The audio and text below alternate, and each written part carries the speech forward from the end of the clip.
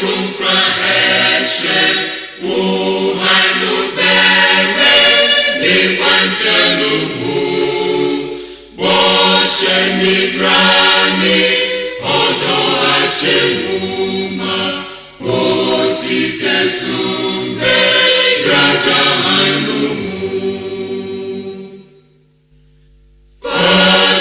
Fajrenumami rani kumayemre na onimu ashenikerama Fasempa aye suakanomami Majinyekanyo suseye swabe Fajrenumami isempupra eshe Uhanu bebe nikwantialumu Boshe nimbrani odo ashemuma Kosise sumbe ragahanumu Fajrenumami na eshe nikwansu Eshiremi Yasihamusu Ahutokanya Nubepa musyunya Kanya nukuno Esha sungekwa Fajrenumami Isempupra eshe Uhanu bebe Nikwantialumu Boshe nimbrani odo ashemuma Osise sumbe ragahanumu Fajrenumami dakwa halenunda Eshe fefewo yedamwa ewe Chemi hanae Yesu apunyemu Chemyenyunyama efijodemu Fajrenumami isempupra eshe Uhanu bebe nikwantelumu Boshe nimbrani odo ashemuma Fajrenumami Jesuma echichi kwentu nibreforire Ehubitumi asansumeliche Fise Yesuba bejidye waira Fajrenumami isempupra eshe Uhanu bere nikwantelumu Boshe nibrani odo ashemuma Osise sumbe ragahanumu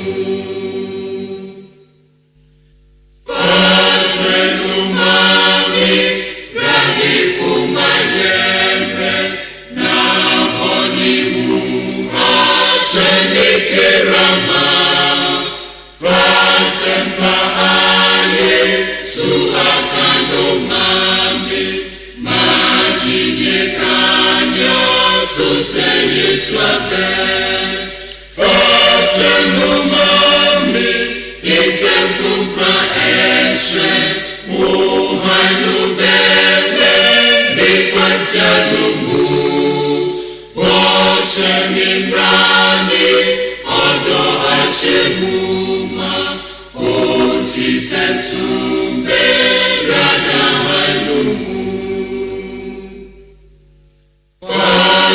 Fajrenumami na eshe nikwansu Eshiremi Yasihamusu Ahutokanya Nubepa musyunya Kanya nukuno Esha sungekwa 88.9 FM. Fajrenumami Edoba Radio Ahanta 88.9. Afide kasiye so ene adwada enbrei 30th December 2019.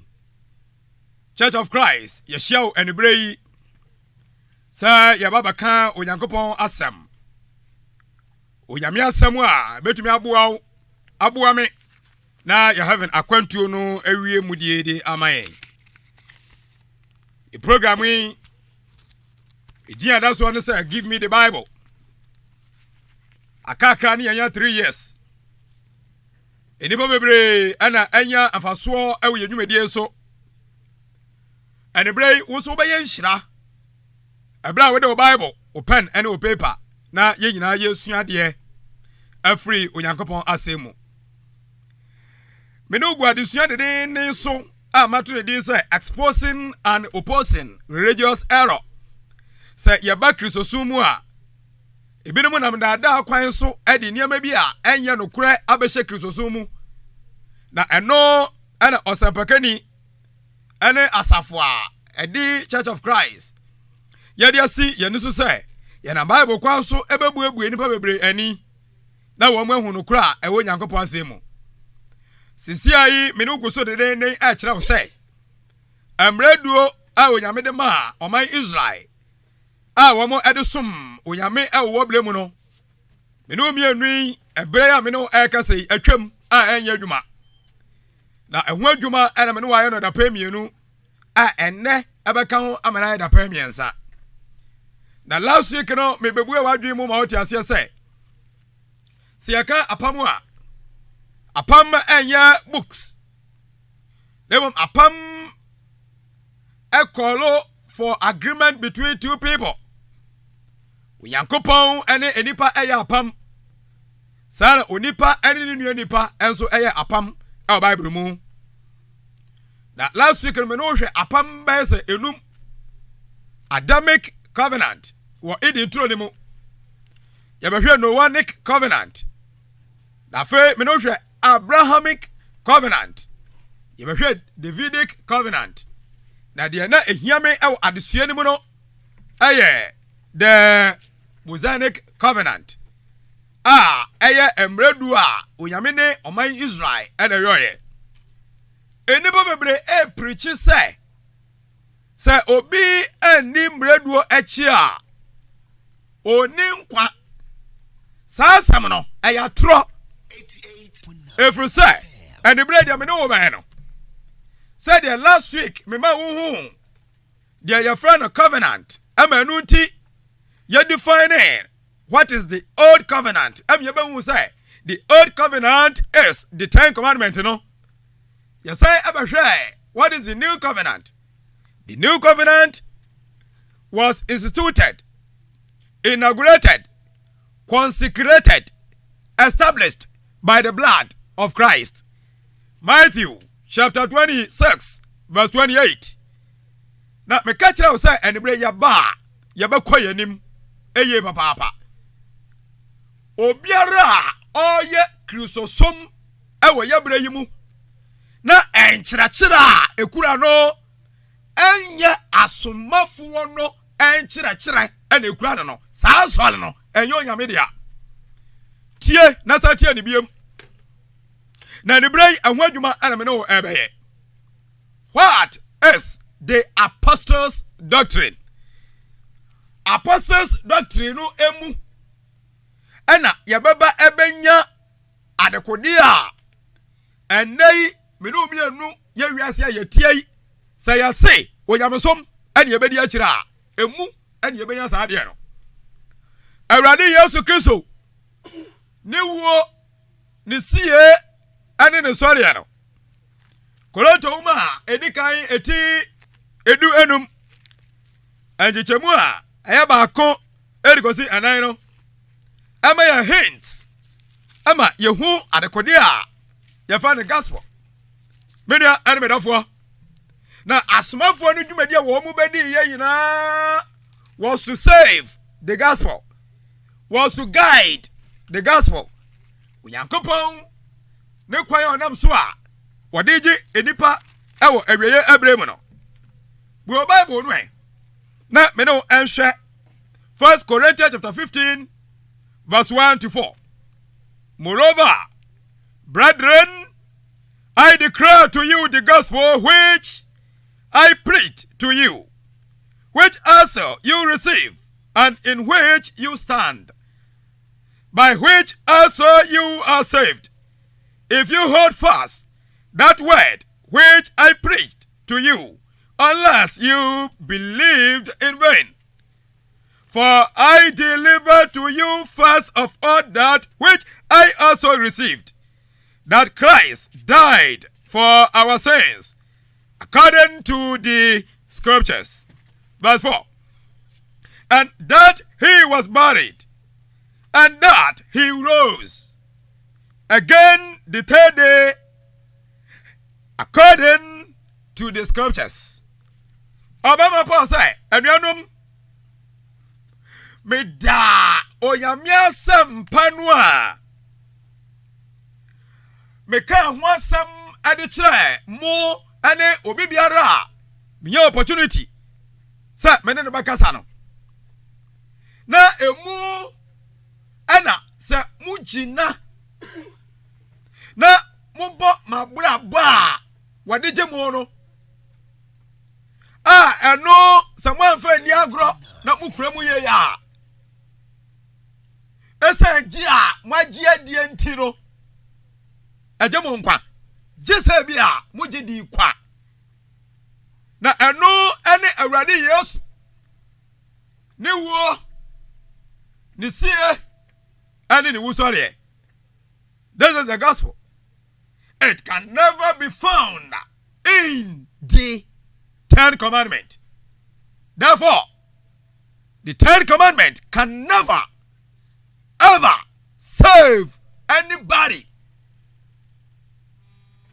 in this Christian dispensation. Many animators I'm ready to know engine kwa ewo kwa biaso. Now last week no me ma wuti ase say Matthew, Mark, Luke, and John. That 4 books in one. Your friend the gospel, no? But say, me do suya dia kakra. When you talk about the word gospel, a general term. Uba to me dia fre, bibi biara, who say, a papa. Gospel simple means good news. Wo yere aduane ama eye de ama wudi ya no wo towo aya gospel good news tianie pa when ya ka utia so a etumi move yie papa aya gospel aya good news ade biale wa brabo weyimu a onipa ne saka nani agye no aya good news. Sa ubetumi aka say gospel bi agye nkwa adekodia nu a wode baka ho no ana abamana da adi say gospel we ya make an wasami good news we ya make an wasami agye nkwa. So in our Bible asampa no a agye mi no mi no enkwa no we call it the gospel of Christ. Amen. So we Christ no everyone more. A ordinary gospel as some pemiala. Media and metaphor. Now say 1 Corinthians chapter 15 verse number 1 to 4. Wamaya tiasia sai.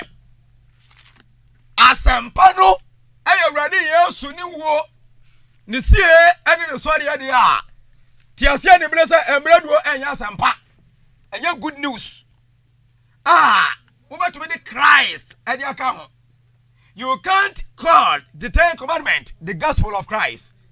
You can call it gospel because medical church say gospel aya ade papa. So it was the gospel to the Israelite, during their generation. But me no me anu yabre ya wo mi. Ya twam afi patriarchal dispensation ni mu. Ejan ma bla so.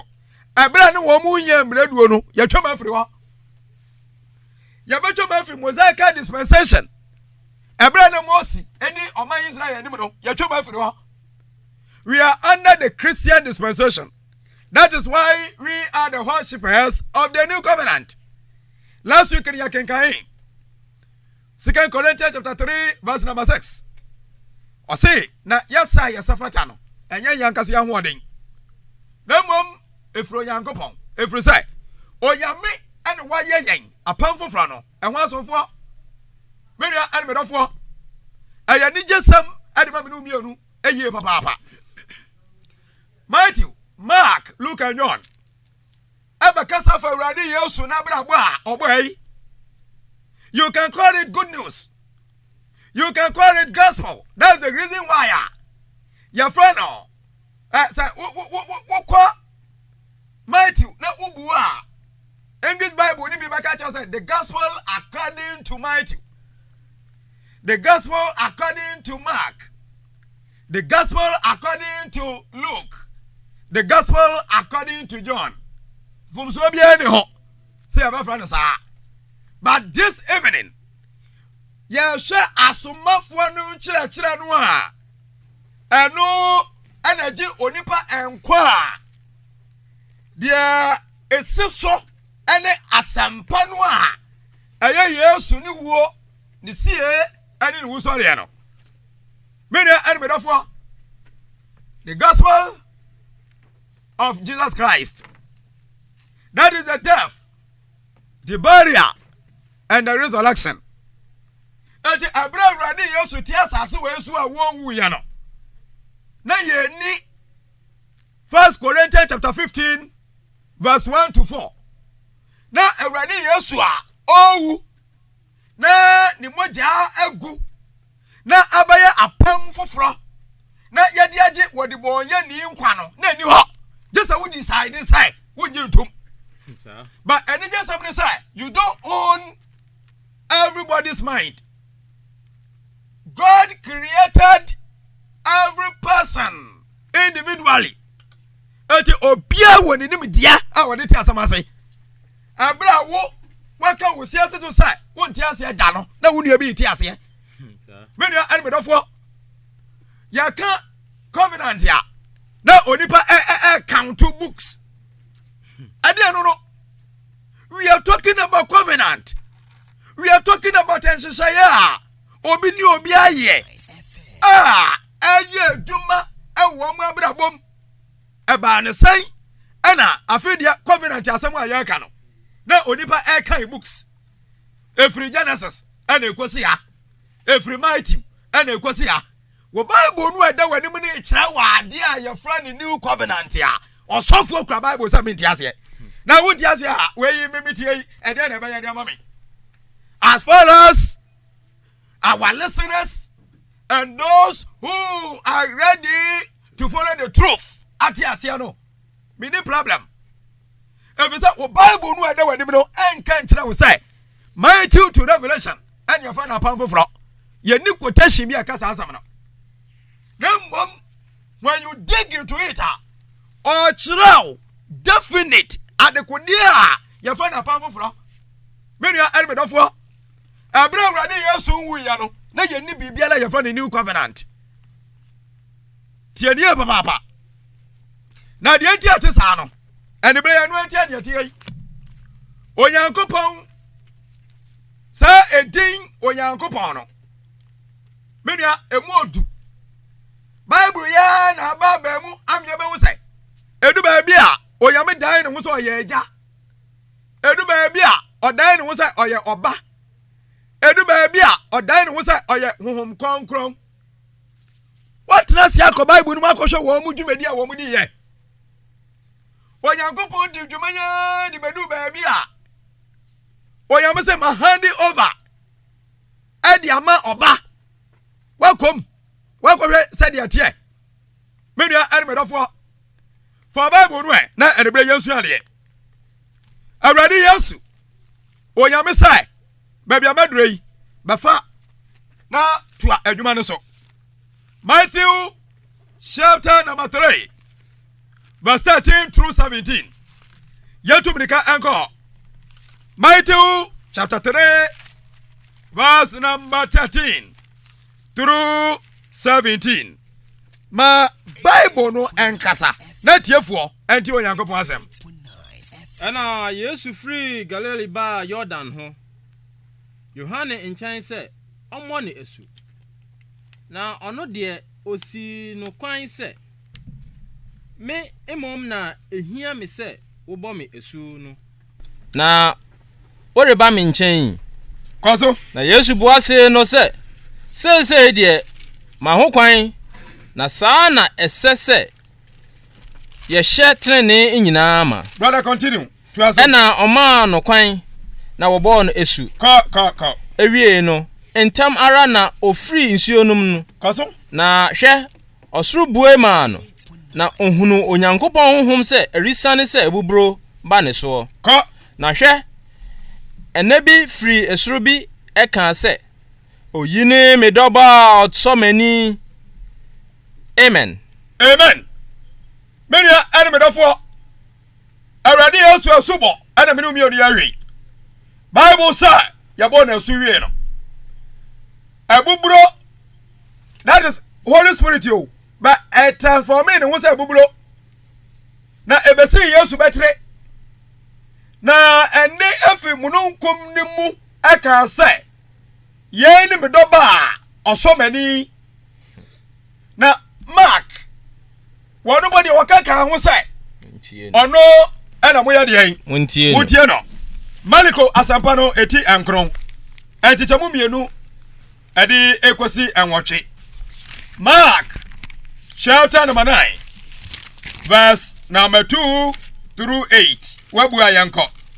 Na eno achi nansa no Yesu fa Petro ne Yakubu ne Yohane na ode won ko be potenten bi so fa bi baabi ko na osachira won anim na natade hyiran fita se na natade hyiran fita se asase asesa so ntumasifo biara ntumi enhoa no saa koso na Elia ne Mose yi won hu edi kyerɛ won na won Yesu rekasa. Na Petro se no se Rabbi ayese ye wo ha na ma yemmo asese emiensa wode baako Mose de baako na Elia de baako udu yetia no wagina na onim asam na onim asam onkampo ofri se na osuro yie na mununkum bi ba bekata won so na enne bi firi mu emununkum no mu eka se oyine medoba osomani na muntie no na amunum ho ara otwitwa won ani no wenhunu obiara se Yesu nko ara. Amen. Amen. Mark chapter 9 verse 2 through 8 and here we are kinkai. I will take it from verse 7 through 8. And a crowd came and overshadowed them.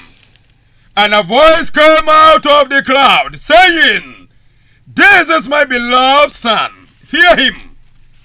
Suddenly, when they had looked around, they saw no one anymore, but only Jesus waved themselves. Hallelujah. Amen. Onyame sai efi na ekwe Awurade Yesu ana enipa ma eye de entie no na anya so onyame ene woni Israelfo ekopam embraduo ane woni wo monam no ana ono ara telling you say onyame enka sam na ontoto no ho de biara da. Do you remember Deuteronomy chapter 18 verse 15 to 20? Deuteronomy chapter 18 verse number 15. Obama Mosi ekache o Israel say odifo ena onyame ebama ne so ediamamo among your brethren.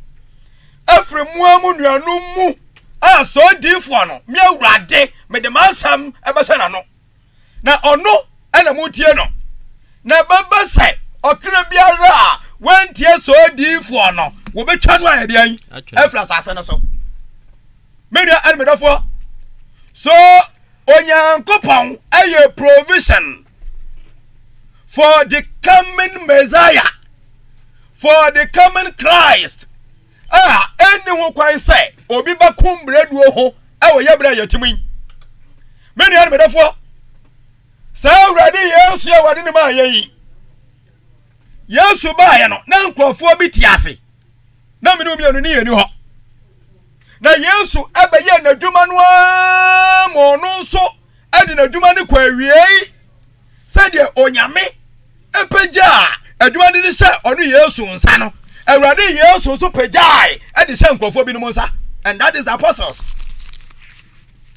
hana me no mianu yankwaje no ebem media almedofo awurade Yesu e choose 12 apostles adentra because onimu se on translate so enchibo obewu efese aka ni mission a wo ba ya no ho se obewu na ni wo akire no adwuma no yabe ne san eja wo se onyankrofo a wo meto aso na nkrofo no a wo mo beto Yesu adwuma no so no and already Yesu ka kire wo say it is through the power of the Holy Spirit and wo mo ebe operate home kwankro no and ade wo mo be adwuma menua elmedofo na tobo fa Bible no eka John chapter 16 verse number 5 through 15.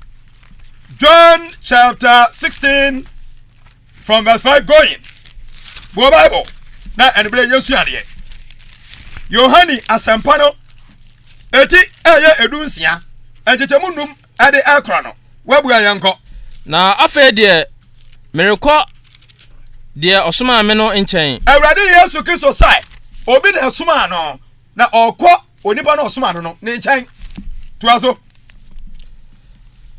Na mumu biara imisa me se ehe na merekro orekro koso brother na se maka yenu machiremu na se maka yenu machiremu nti areho ahye mo akoma ama na meka mo nokre eye ma me se mekro koso na se manko a ochiginafo no remma mo nchen na se mekọ a mesoma no aba mo nchen na ono de se oba obeyi wiase atan bone ne trene ne atemu ho koso bone ho efri se wonjimi inni ne trene ho efri se merekọ eja no nchen na muahu me bio na atemu ho efri se wabu wiase sudifo no atan amen 12 me wo nsempi me ka kire mo very good nanso muntumi ensua sesei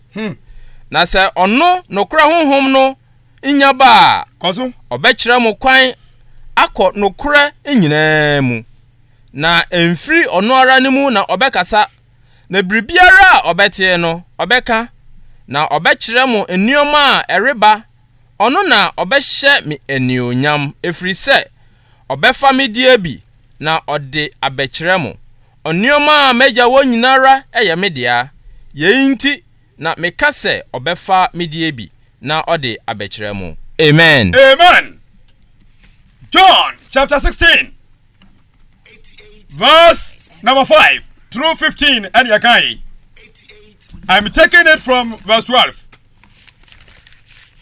I still have many things to say to you but you cannot bear them now. Action word.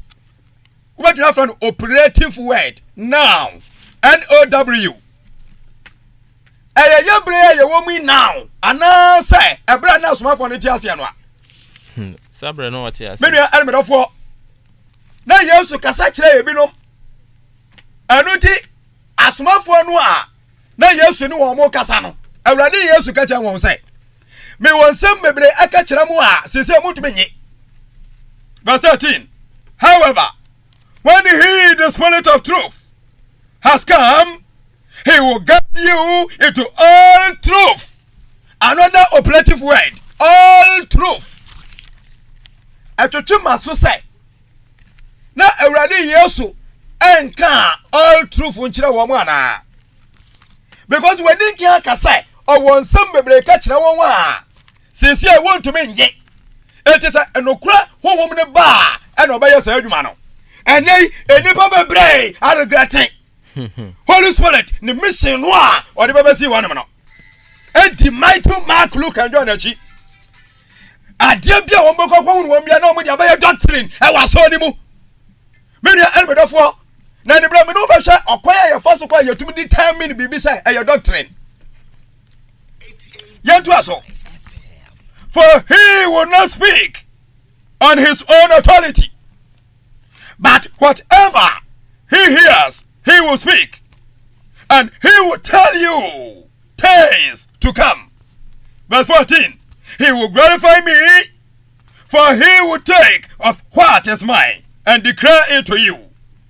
All things that the Father has are mine. Therefore, I said that he will take of mine and declare it to you. Media and metaphor. Already Yesu Kristo. Nanuma Sam and say, a Juma no obey and when ye. Ewia when we inside. Ewia se no ankwa na wie ewo ni bele mu. The world did not end. Did not end it. Did not come to an end during his time. And it already Yesu a provision for one more a chira yimbre mu e baba to ono. Na wo mu ne asomafo no a ode hon konkron wei ode se won bo obi a wote ye ga na man mu enne sa bo se wei anya wo dia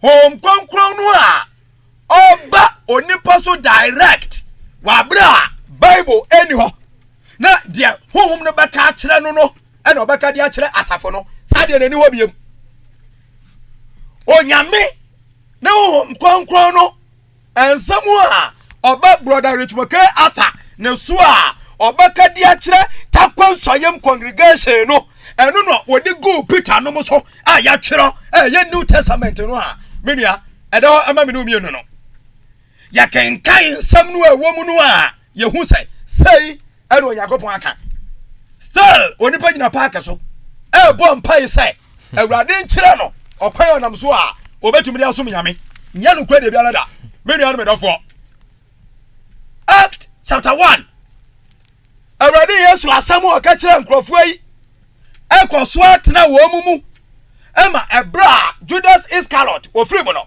ye panipa foforo ade ne be shem ema mo koso ye 12 ekotwa Jerusalem ekosi sai Pentecost dani duri ema dole truly hom kwankwan no a awurade Yesu Kristo kan no eba anuanu me so ema mo distracted dia friend dia Christosom media enemy dofo Christosom apa enchechire ban ene yedi ba ya adwuma ewo Christosom mu yankofa mbraduo no dabi yankofa Matthew, Mark, Luke and John dabi reason is Bible no anya Matthew, Mark, Luke and John and apem Bible no apem revelation ene na ensam no a asafo ne sha ase akire eba ya no eno afiri hwan so kwankwan na dwuma no a obaya ya no and then people take it for granted. And if you don't know from Acts chapter 2 through Revelation is the Holy Spirit. So kwankwan no a media enemy therefore so kwankwan no a waka ho Emma Matthew chapter 28 verse 20 awurade Yesu ka kire asomafo ne sai se mukọ amaman ni mu na mukoye obi misunyani a waje asampada di ne kwa de mombo na su hon kwankwan no ni din hye ho anya ho no no wi hon kwankwan onwu wati ase na nanu mu nsam ene ade ma asomafo no a wo mo de ama me ni umienu.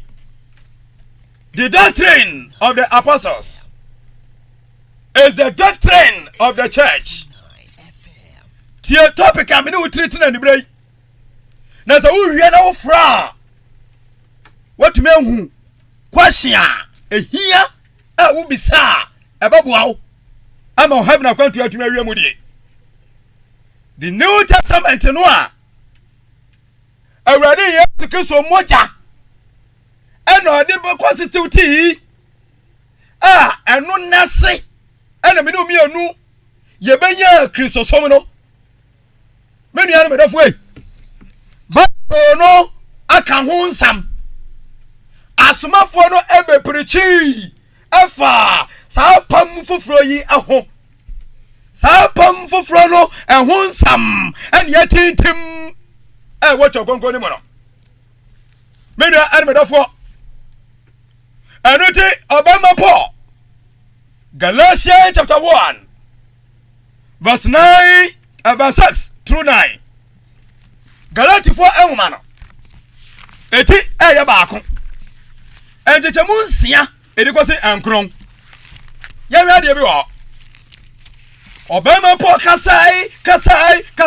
kasai ewie no ena say mama me stamp me ba cha ma ink no enkom be say Obama Paul ebe stamp what the stamp in your team says keklau who are you who am I some men me di bi bakan ana me na me ba kire die enye asomafo ne nsam enei ewo Bible mu nti ye nkofa de fa my doctrine ewo aso ni mu the New Testament doctrine and the doctrine of the New Testament church is the doctrine of the apostles. So what Galatians chapter 1 verse 6 through 9. Yanko. Yami wan say mwatwe mo ho entam saa efri de wafre mo Kristo adom no mu ho akọ asempa foforo mu. Brother Koso. Anso enye asempa foforo biara. Na emom enipa bi wo ho a wo ha mo na wo pese. Wo sisa Kristo asempa no. Na se impo yen ana abofo bi frisro ba beka asempa foforo bi kire mo ka de yaka a kire mo no ho a onue sania yaka no kane no sara na afe America ne biem se obi ba beka asempa foforo bi kire mo ka de mo age adie no ho a onue edu no na okay but from those hey, I hear me. Galatians chapter 1, verse number 6. I marvel that you are turning away so soon from him who called you in the grace of Christ to a different gospel, which is not another, but there are some who trouble you and want to pervert the gospel of Christ. But even if we or an angel from heaven preach any other gospel to you than what we have preached to you, let him be accursed. Verse 9. As we have said before, so now I say again, if anyone preaches any other gospel to you than what you have received, let him be accursed. Hallelujah. Amen. The gospel of Christ, the gospel of the apostles, the gospel of God. Nina ay adia baako. Doctrine. En chira eyeye ewo organization bia mu. Ono organization bia na hu chira efro nyame ho. Eno ode ba Yesu ho. Efri Yesu ho. Eno ode ba asomafo ne ho. Efra asomafo ne ho. And what they are bringing. So the Bible uses the name interchangeably. The gospel of Christ, the gospel and the doctrine of Christ, the doctrine of the apostles, the doctrine of God. Oyame chire Christo chire asmafo ni chire Nemom esan say asmafo no and wo mu ye nkrofo a wo mu twato asan ye bia ye Bible no enti asomafo no ene betumi approve bibi sai eye doctrine tienie papa without the confirmation of the apostles you can't quote something as a doctrine in the church. So wo church bi na wo ye dia and ye wa wasamwa. Na mum say New Testament church ni wasam na ye ka dia. Awurade Yesu we no and ye benya asampa no a eno na ema ye nya dia ye frɛ no apam foforo no. Odi asomafo no odi won ye adwuma. Asomafo na no mu nsam no eno ne ye di ye nkyerɛkyerɛ ewa asafo ne mu etumi gina so kase asɔre no a Awurade Yesu Kristo de ba ye no ne nkyerɛkyerɛ eni ya asɛm biara obehunu wa Bible ni mu. Media elmedofo, do you want to know it is simple? Just go and ask the New Testament church. Say enkyerɛkyerɛ ban na mo de ye adwuma. Saa so na opasa wo ye bi ene. Me ni ba bia wo a wotie me. Efese ye won krofo a wo bi fi California no ho a.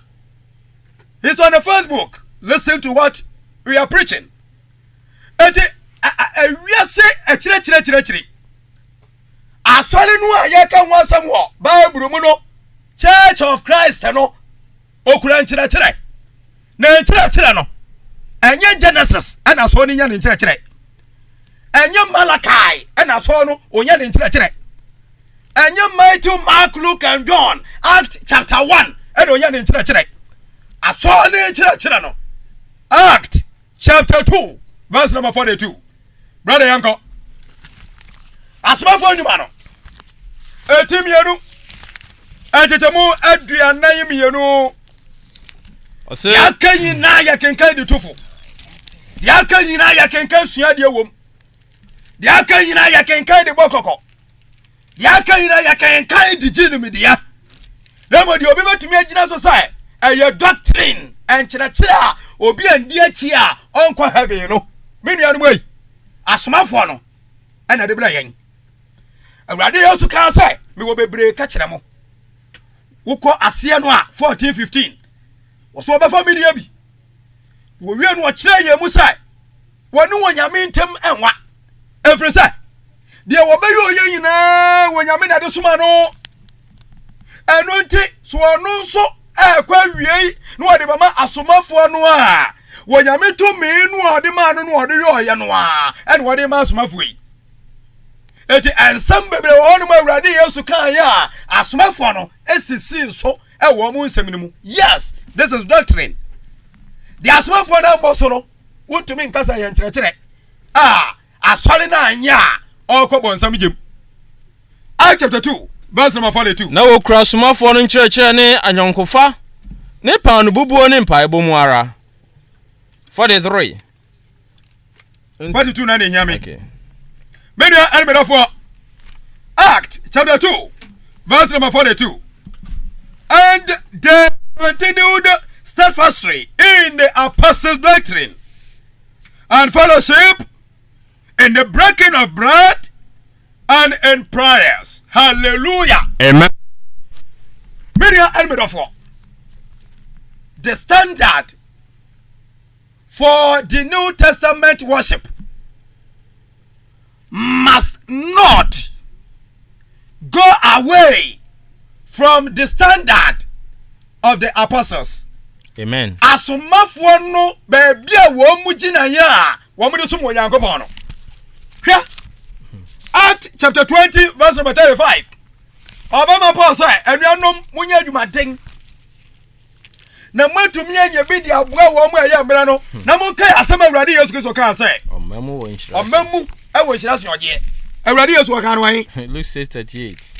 Many elmedofo Obama Paul abebuam ama me no mienu yadwuma ti ase sai eya asem a emu odu Kristo so mu no ewo say yekuram ana no Israel fo ana mapunimu wo mu se sukom de won eti Obama Mosi ema won suo na buba bi onyame say fa poma ne kyerɛ so nsuo baba ana wo ya na saa ne nsuo bai ewo mu anu sukom din wo biam Awurade say koya biam ana afei akofa asama no What the board says a kukwe. 1 Corinthians chapter 10 verse number 4. Bible baba yatia say. Boba no ema Israel for ensuo enwomu no me no. Eye hwan ya? Eye Kristo. Apam foforo no ensam a wo mu no ane atwera from Act chapter 2 to Revelation. Eye dey ba me no mienu. Na sa upa say wo dey tell me bibi say eye doctrine no a e wo say yenya dansefo. Every say wonyame na semu no say obi kwaye bone a utumi sore prako pa enjeji nipa no e wo say yenya wo mu a edi ho dance ye na mamne wo enko Deuteronomy chapter 17 verse number 6. Deuteronomy 17 verse number 6. Na meka asemi wo no afanchirawo mama Bible eja so be say ensia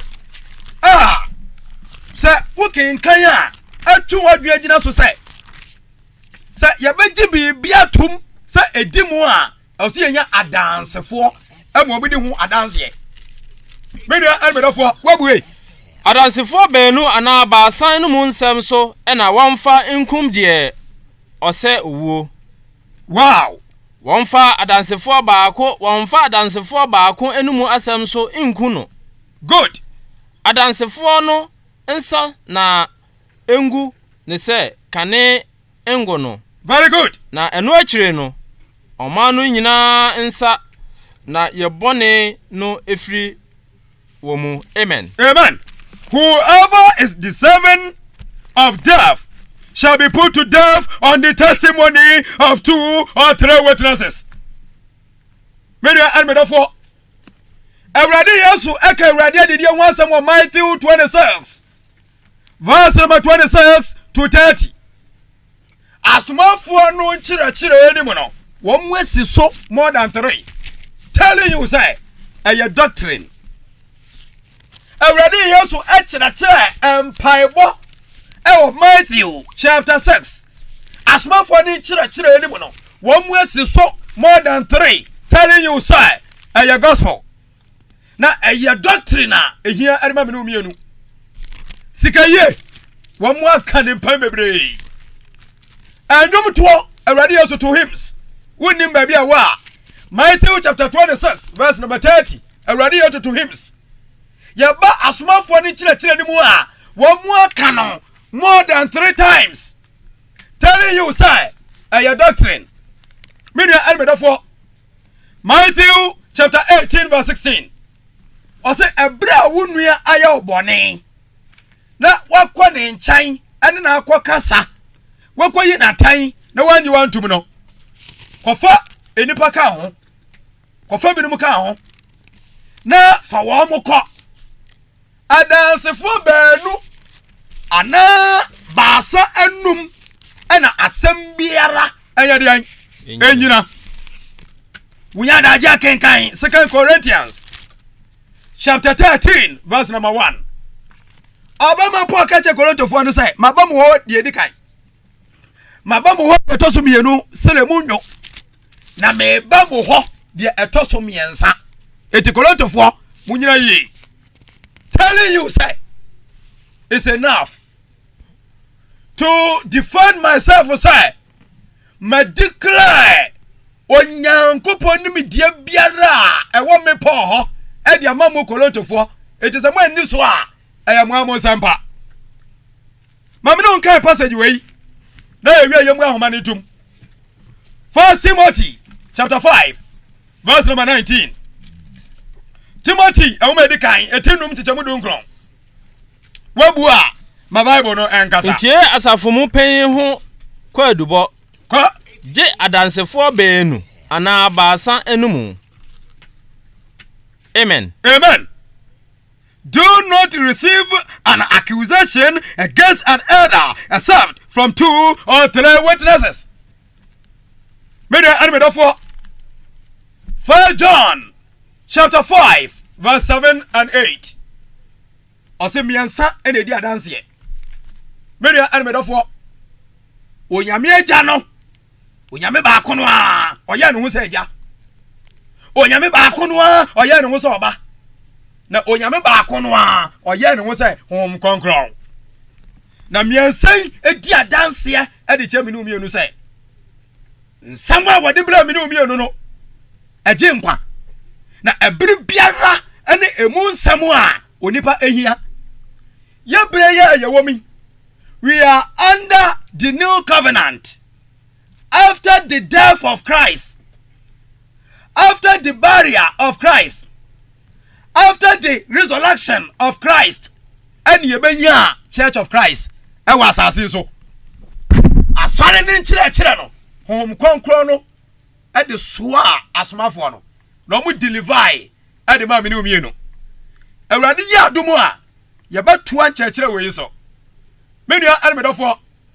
The doctrine of the church, the doctrine of the apostles.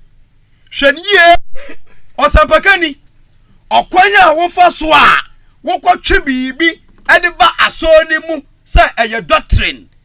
We have to be very careful because onyame bebu nyan asampakafo na atan e watemu da no onye hwehwani mu church members asori panifo momi ahwe ni yi na bible no aya clear ade ma minu mienu so awurade ahani over ade share asomafo no ensa honkonkon ne bai na ma hoahoden na dia honkonkon ne yi kire wo no woda na di ade kire minu mienu yatintim eda honom early church no enso koso etena asomafo ne chichirim sa so ne bi and yes, ye bayano and na yentumi ndwane efri asomafo no enkyerɛkyerɛ ne ho.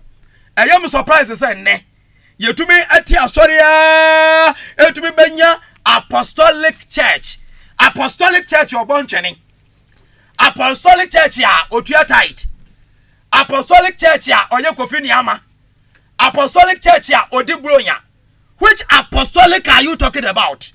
Yes, na apostles no wasam na ekei na won kyerɛkyerɛ no a wode ba aya no antwirima wom tight tua wom kofi niama wom harvest wom broyadia wom media armedofo yɛhwɛ ni ye na atamu oni ba bibiara atamu no e bible no a ɛda yanim no emu me no beto asam we so awurade adoma na week nyame hyiraw na ebra yɛde ahoma no atum no watu aba framem na ukwahia wode baba no yana bible kwan so yɛtumi aboawo amoya entiase 0200 638861 0200 638862 bra na bisa asembisa no yana bible kwan so baboawo na woso wanya emu entiase witnesses adansefo plural obiaba. Hello. Hello. Good evening. Good evening. Your friend was saying, "I'll free him." Emmanuel Agnafi. Adiai. Emmanuel Agnafi. This our question. Good. See, we don't say. A fan say. Jinaye na okasa ne ma jinaye. Me say. Semeti we na o ka say asomafo no. Omo enya hom konkon fonsen. Mon church ne fun konkon direct. Chabre na Bible bi ene ho. Bata sana na oka. Sana yakenka Bible no ekire. Good.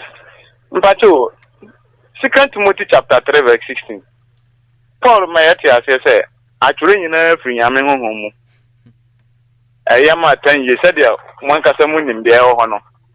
Person bisa say on the apostle time na Paul kan there is no Bible. So na Bible by na Paul kan wa sam say ayama church at 10 years any the akaka ho no. My second question and say yesha the whole Bible no mu you mean say the machine kodura chi ni mean say the book of New Testament you know. The first book is not too much done. Yeah, what's something ma? Mr. say hello. Mr. say What do you mean for back on one yam well? Because I bring you for back on one. Obama Paul na somewhere work and hey. I try you now for yam mimu. Yamakan were radio says Genesis. I would nip be some. A free Genesis, a basic revelation. Nina, you nip when Yanko Passamoa or the Monipa. I dear Bakwa, one person will be out to say. Generation Biara and your mumra. Brother Emmanuel, I will fly. And you when Yamino catch there, no one say. Uncle, a fool, Uncle Chawawa, and my Adaka, or Yamiasma, Emmanuel, I would tell you. Sakwaya Dakabi. And you Yamiasama. Israel from Pamadaka. Many animal of war. Bible, you must something in our radiasam. No, mom, you are the year Chris of what dear, and your what dear, and your Chris of what dear, and what to mean your name from home. But you are near from Moswa, and your war was somewhere. And more you do bar for dear, other than the young farm for dear. That time when you didn't bar for dear, no, you will Yamiasamana. It's a Paul and country. Won't you see it? I try you now for Yamiamu. I am a church, I am a 10 year, I am a canim, I am a tenetene, Trinimuniani. I'm on Yaminipa, a year pay ye, I'm a Numa Penyanara. 100%. It's a wood bremu, the idea mauno, Shanadiso. And Quajam, whom the dear fantal when you say, Brother Emmanuel, whom the dear Yawadia. Whom the Danwa walk on to Quano, and whom ran aside. Or be to a young Kuno, what boo and Yago so one pass out the Yaduma. I don't know Yamemra, or so be to a young Kuno. When it was off for, or be to a moon Kuno. I dine when it was off for, or be to a moon Kuno. And then when the Bible anymore. Or be to whom a young Kuno, any Bible anymore. And bread duanos also be the Achira, the Adibanono. Papa Noa, as I would hear you, man, won't be for Yaduma, who's row. Hello? No, good evening. Good evening. Apomo. Adam, we didn't be a free fee. When the brother Bedu make a sour, I'm not going to wisdom. Bedu, I'm going to is our question. Wisdom. Question maybe trying to say. Yeah, and Abraham, if you have a print, Jacob was shoot you have a print. Wow. Never say, and I was here with print no any because maybe I'm doing what Jacob will any part the same year. Very good. No, Abraham, so or any part. Never say, and now as for Christo, and as soon when you go. Very good. Abraham, I won't need no more for the brother Beduko. Abraham, no, can I summon or the more for the or your nipper to say, well, brother Bedu. I dare I won't find more for the every so I know what the bought, but minimum it is unfair. No, me as you say, what the more about for the if you say, and one now Abraham the bar for the no Abraham one body trim no ye, and also or Yama Yankopon. It is a otian to so do, na a papa.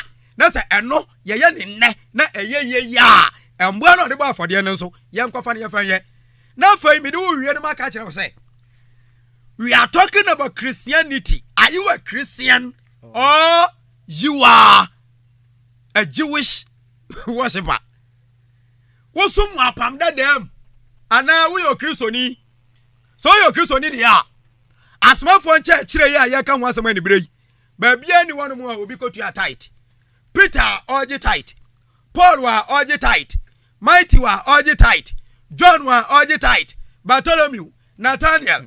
What is a obi tight yana? Now what is a obi so tiana? There is a difference between Christianity and Judaism. Media, and metaphor. Sabia Matthew 23 no so na ba wa dwene mu a. Ana ni bre ya kire osan ye Kristo so mo nkire kire. Sabra ni nyina na awurade Yesu ti ase na wonwi na ye ni bibiara ye fra no gospel a agi onipa nkwa. Hello. Hello. Good evening. Good evening, sir. Aja we din ba bia ofrefi. Ada mention Mr. Abwadi. Oh good. And bre ye ni komo. The person is assemble ko. Adam ba che yanko. But what try say asọrọ na ahụ nkwonkwo mbọ nwosu ewu Jerusalem. Enu mu na wo no. Ada ebia ne yabue no woga na hai Church of Christ no a. Papa. Okay, but me bisa we. Fatu aso. And every man if you Jerusalem be Ghana. Now when at the buy. Very good. And you one. Okay. And I say and no I didn't know what did you to a move for Jerusalem. Okay. We say 1 Corinthians chapter 16. Paul can say we all. Our verse 3. Yeah, me aware pa. Wo mu gigi to e de kobo a anuanum a na wo mo akire won. Ewo. Jerusalem. Ewo infa. Jerusalem. Wo mu de kobo a Christopher a wa Jerusalem. The son of Christ in Jerusalem e boa. Omo wa ho kire mu ana. Ada we dey bisa question ni yi wanu e. Mo question me bisa wi. Oh good. Okay. Yeah, ben na Ghana. Yo. When no na Dubai. Me da say. Atapaka for ben na Dubai Ghana. Yo, me da say. About sikanu a woka ho asam no. Paul epistles ochrochro ya no. Colossians, Ephesians, Philippians, Galatians, e wo ina na churches wo. Ye behu bibia say. Colossians to Colossians. Ye de kwa Jerusalem. Ye behu bibia say Ephesus to Colossians. Ye de kwa Jerusalem. The local church govern itself. Now we dey abotani yaba ho. Church na nkasa ye besua. Ye behwe church no ni din, ne founder. Church no ne doctrine and ne sisi ye guso ye pia kono. Na fe ye behwe its organization. Open papa kura. Hey organization. Hey. Asole no ne kwa for so ye dey. Local church biara. Ono no govern ho. Oni headquarters wo ba bia. Jerusalem na nya headquarters. Enfama church no a ewo apanfoforo mu no. Demom ehwo ne church ne din kan sha ase. Enti na ehwo ne so kase pa. Sika no ya jeje ya no. Wo mu nwa kire won. Enti Church of Christ. Me say mi won so ayem. Se nipa no Kumasi o. Accra yo. Kofodua o. Takrade o. Na se wo mu kwa ahokire mu a na wo mu ma yete a ye keka ye nsase ekoboa sa nkofo no mo ho akire won no ebiam when no de ba Ghana sese ya me ne wo yete ase ya yenwu ye so nkofo Bible na wukom na wukohu sei asori bi e Bible mu ne kire nie ya friend sei akwan fa so ye de nie na wakula ya bi ase asori bi ni ho na wo de kwa ho a enye asori fofora wa sha ase Bible mu dia na Awurade Yesu de ba ye ne bi ane wabue branch e wo wakura ase ho eti se de obi ba wiase ansa na mimi ba wiase no eye ebinum a wo mu aba asase so wo mu awu ko ane wo mu show mu Bible mu wo mu hu say there is a church in the Bible ene na mo ma ye fanko if you say wakenka Bible wo be hu say Awurade Yesu soma for no so won fa sempa ni ko wiase nyina asomafo ya wu so lucky ya twra to amayen eti wo maso a na afedie wo de ekọ akoboa dudu a ehia emoa ana didimu a wo de be wura Africa a ebia be pue Ghana eti onipa de sani poti obabu a Church of Christ e wo Ghana ye nipa baako we call them missionaries meaning enye nipa baako eye nipa kuo teamwork ana no wo eye na wo show Bible ni mu a ekwan na ne yafa so ye de som no sa pepepe enti ne ye ban from ma ye preach ka chen kwofo say ye mo antwe no okitoso mu ebi say ye kwhwe New Testament mu no enim ye ntua tight ye kwhwe mu no enim man ni aso na enim ye kwhwe mu no enim enti ka asore wo wiase ina beti ase na ye de apamfoforo ni mu nsam na ye adwuma a akaye be ya asore ba akopɛ e wo the whole world me da say yabre no aso apa ho ye de mpanifo asese wo mo akonsida Unyakopon shirawo sa anibrei watumi ne yen ache ensem wetizei fa yanama no na ya free enframe mu no wetu afra yen na ya bekoso adi enkomo 0246 12 41 74 0246 12 41 74 Brother Rich Moke Arthur me na nibre me no kasai wo fra mafaw na yebedi enkomo fa we ka ho mame 05 444 77 612 05 444 77 612 wofra wosa abaka osampakani Joseph Atobra entiamwa oyo osampakani ewo Disco Hospital oyankopon enshiraw bebree sa enibrei woni yen asuade next week yade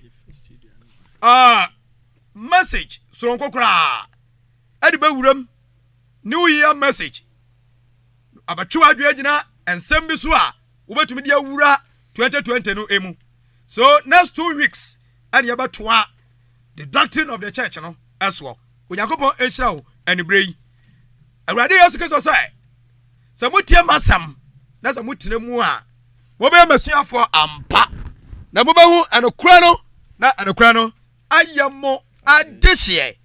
May the good Lord richly bless you. Good night.